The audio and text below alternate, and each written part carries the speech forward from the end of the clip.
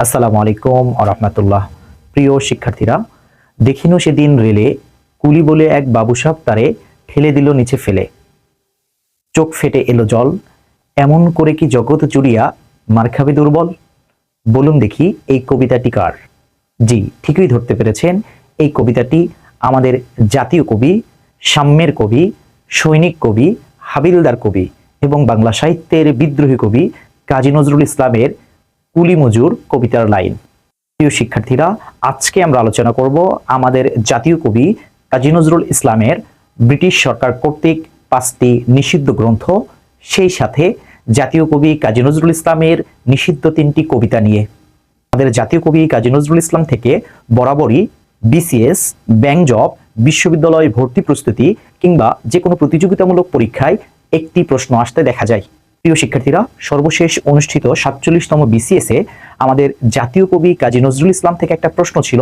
প্রশ্নটি ছিল, কাজী নজরুল ইসলামের কোন গ্রন্থটি বাজেয়াপ্ত হয়নি? এর মধ্যে উত্তর ছিল হচ্ছে অগ্নিবীণা, কেননা তার এই 3টি গ্রন্থই কিন্তু নিষিদ্ধ হয়েছিল। আজকে আমরা তার নিষিদ্ধ 5টি গ্রন্থ এবং তার নিষিদ্ধ 3টি কবিতা সম্পর্কে জানব। তাহলে চলো শুরু করি। ব্রিটিশ শাসন আমলে আমাদের জাতীয় কবি কাজী নজরুল ইসলামের মোট 5টি গ্রন্থ নিষিদ্ধ করা হয়। যদিও এই 5টি গ্রন্থের বাহিরে অগ্নিবীণা, সঞ্চয়িতা, সর্বহারা, রুদ্রমঙ্গল ইত্যাদি গ্রন্থগুলো নিষিদ্ধের জন্য সুপারিশ করা হলেও ওই গ্রন্থগুলো কিন্তু নিষিদ্ধ করা হয়নি। এই জন্য আপনাকে যদি প্রশ্ন করা হয় কাজী নজরুল ইসলামের মোট নিষিদ্ধ গ্রন্থ কয়টি, তাহলে উত্তর হবে 5টি। আর এই 5টি নিষিদ্ধ গ্রন্থ মনে রাখার জন্য আমরা একটি ছোট্ট লাইন মনে রাখবো। লাইনটি হচ্ছে, বিজেপি নজরুল বিশ্ববিদ্যালয়ের ভিসি কে ধরলো। এখানে বিজেপি দ্বারা মূলত আমরা বোঝাতে চেয়েছি, বি দিয়ে আমরা মনে রাখবো বিশের বাসী, আমরা জি দিয়ে মনে রাখবো যুগবাণী, আমরা পি দিয়ে মনে রাখবো প্রলয় শিখা, আমরা ভি দিয়ে মনে রাখবো ভাঙার গান এবং সি দিয়ে মনে রাখবো চন্দ্রবিন্দু। এবং এই 5টি গ্রন্থের মধ্যে কাজী নজরুল ইসলামের প্রথম নিষিদ্ধ গ্রন্থ ছিল যুগবাণী।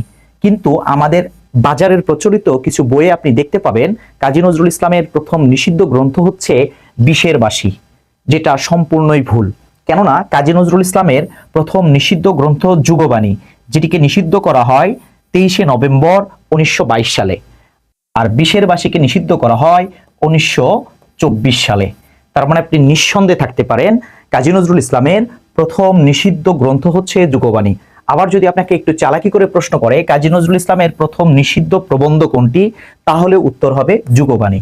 কেননা এই 5টি নিষিদ্ধ গ্রন্থের মধ্যে কেবলমাত্র একটি ছিল হচ্ছে তার প্রবন্ধ গ্রন্থ, আর বাকি যেগুলো রয়েছে বিশের বাসী, প্রলয় শিখা, ভাঙ্গার গান এবং চন্দ্রবিন্দু, এই 4টি মূলত তার কাব্য। এবার যদি প্রশ্ন করা হয় কাজী নজরুল ইসলামের প্রথম নিষিদ্ধ কাব্য কোনটি, তাহলে উত্তর হবে বিশের বাসী। তবে হ্যাঁ, যদি কখনো প্রশ্নপত্রে বলা হয় কাজী নজরুল ইসলামের প্রথম নিষিদ্ধ গ্রন্থ কোনটি, সেখানে যুগবাণী উপস্থিত নেই, তার মানে তখন আপনাকে উত্তর ধরতেই হবে বিশের বাসী, কিচ্ছু করার নেই। প্রিয় শিক্ষার্থীরা, আমরা হয়তো অনেকেই জানি না যে কাজী নজরুল ইসলামের এই 5টি গ্রন্থ ছাড়াও তার 3টি কবিতা নিষিদ্ধ করা হয়। আর এই 3টি কবিতা মনে রাখার জন্য আমরা একটা লাইন মনে রাখবো, সেটা হচ্ছে, আনন্দময়ী রক্ত আমার। আনন্দময়ী রক্ত আমার দ্বারা কি বোঝানো হচ্ছে? এখানে আনন্দময়ী দ্বারা বোঝানো হচ্ছে আনন্দময়ী আগমন। এই আনন্দময়ী আগমন কবিতাটা কাজী নজরুল ইসলামের 1922 সালে নিষিদ্ধ করা হয় এবং এই কবিতার জন্য ব্রিটিশ সরকার কাজী নজরুল ইসলামকে কুমিল্লা থেকে গ্রেফতার করে 1 বছর কারাবরণ দেন এবং তিনি ব্রিটিশ শাসনামলে 1 বছর কারাভোগ করেন। এরপরে তার অগ্নিবীণার 3য় কবিতা রক্তাম্বর ধারিণী মা, এটিও নিষিদ্ধ করা হয় এবং আরেকটি সর্বশেষ কবিতা হচ্ছে আমার কৈফিয়ত। মূলত এই 3টি কবিতা ব্রিটিশ সরকার কাজী নজরুল ইসলামের নিষিদ্ধ করেন। যদি আপনাকে প্রশ্ন করা হয় কাজী নজরুল ইসলাম কোন কবিতার জন্য 1 বছর কারাবরণ করে, তার উত্তর হবে আনন্দময়ী আগমন। খুবই গুরুত্বপূর্ণ একটি তথ্য, মনে রাখবেন। আশা রাখি আজকের এই ছোট্ট ভিডিওটি দেখার পরে কাজী নজরুল ইসলামের 5টি নিষিদ্ধ গ্রন্থ এবং 3টি নিষিদ্ধ কবিতা নিয়ে যত ধরনের প্রশ্ন রয়েছে আর কখনোই আপনাকে দ্বিধান্বিত করতে পারবে না। ভালো থাকবেন, দেখা হবে অন্য কোনো ভিডিওতে। আল্লাহ হাফেজ।